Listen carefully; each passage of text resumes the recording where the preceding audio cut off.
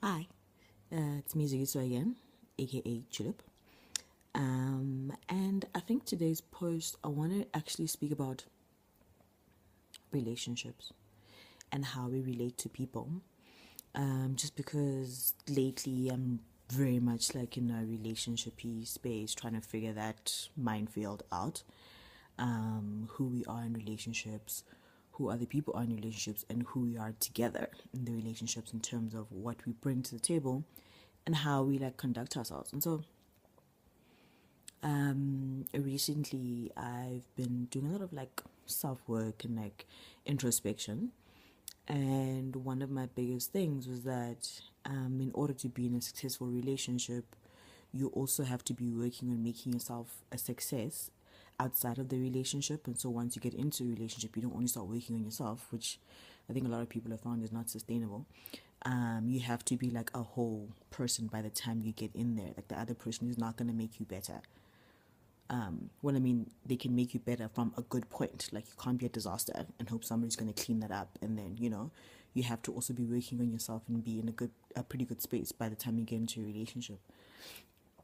And so I think a lot of the things that sort of tend to happen, particularly with relationships that happen while you're pretty young, is that you get into relationships, but you actually end up losing yourself. And this happens a lot for women, because then sort of the mistaken idea is that your partner becomes your everything. And before you know it, his friends are now your friends, and your friends are sort of by the wayside. You maybe kind of sort of see them once a year. Um, but you're also like actively promoting that, you don't really want to spend as much time with your friends because it means spending less time with this person. And then I think what tends to happen over a while is that you end up looking at yourself and you're like, but now who am I without this person? So when the relationship ends, his friends still going to be your friends because their first priority is to him. That's their first loyalty. You are like secondary. They may or may not. Because also, who wants to have awkward situations where now exes are, bumping into each other accidentally? So I think it's important that we establish who we are, particularly as young ladies, who we are, what we're about, the things we're interested in, working ourselves in terms of our education, our career path, but also like holistically, in terms of like your mental and emotional well-being.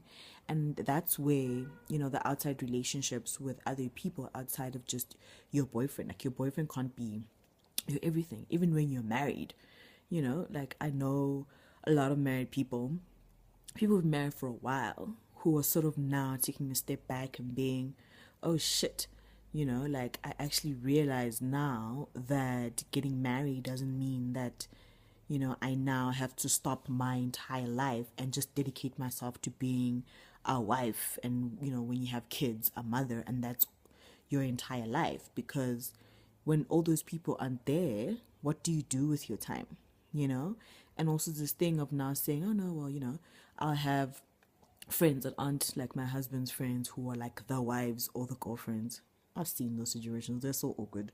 You're chilling there, and actually I've been part of the situations where you're sitting there and you're like, I don't actually have much to say to you because we don't have much in common. There's no basis other than that our husbands or boyfriends know each other. Maybe we should probably say something to each other. I mean, really. So, it's cool. No one's saying you mustn't like, make conversation or be civil. But the point is that those can't be your only friends because they're not your friends. You haven't made those friendships.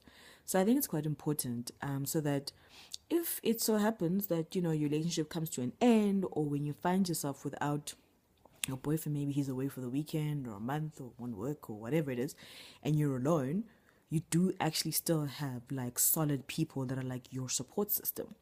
And that way you still retain your independence, and also like financial dependency. Like you can't now, rely on your boyfriend or your husband just to take care of everything because he says, yeah, it's cool, like, he's not being an asshole by saying it, but it's, you also need to be able that in the eventuality that he's not there, you can take care of yourself. And I think we need to take pride in that. There's nothing to be apologetic about that. We really have to be our own people. And so we have to invest in ourselves, invest in your own future, in your own career, and creating your own networks, so that things don't become so hard when the other person is not there. Like, I really think that's quite sad, and I see it so often happen with like young girls and that sort of stuff. But also on the flip side, guys are pretty much taught growing up that your job is to just take care of your girlfriend or your wife, and you must support and you must be there everything, and they shouldn't actually have relationships outside of your relationship, and that's absolute rubbish. Because also guys now end up feeling quite resentful about the fact that they constantly have to be your everything. They have to be there. You're together all the time. He can't go hang out with his friends for too long because you're at home by yourself.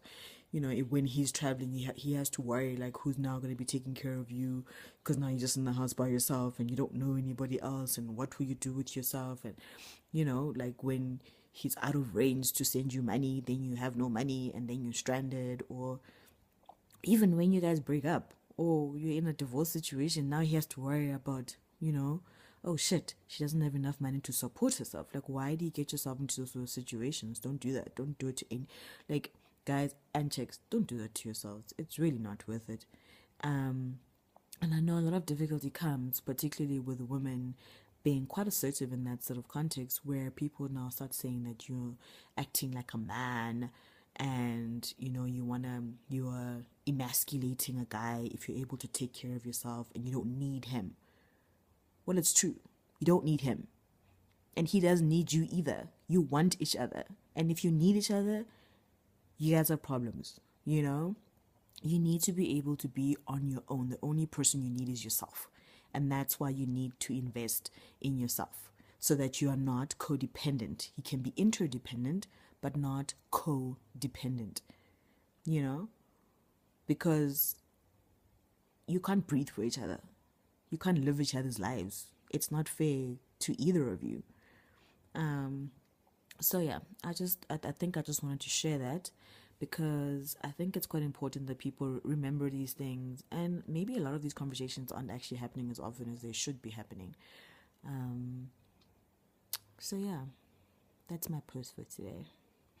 And so with all of this, I think it's still an interesting plane for me to navigate in terms of relationships and sort of the concessions that we make just so that we are in a relationship or can be seen to be in a relationship.